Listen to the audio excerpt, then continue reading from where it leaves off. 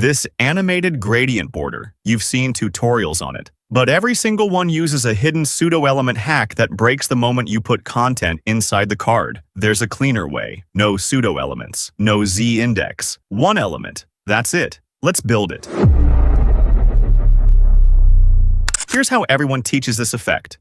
You create : before and : after on the card. Apply the conic gradient to both. Then push them behind the card with z-index : -1. 2 extra DOM layers. A z-index chain you have to manage. And if the card has a parent with overflow, hidden, the whole thing breaks. Here's the HTML. One div. That's it. No wrapper, no extra elements.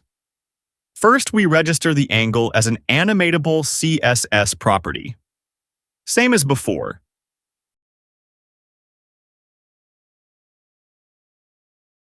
This is what lets us animate the gradient rotation. Now here's the trick nobody shows you. Border. 3 pixels, solid transparent makes the border invisible, so the gradient behind it shows straight through. Instead of pseudo-elements, we use 2 background layers. The first layer, padding box, fills only the inside of the border. That's our card background color. The second layer, border box, fills everything including the border area. That's where our animated conic gradient lives.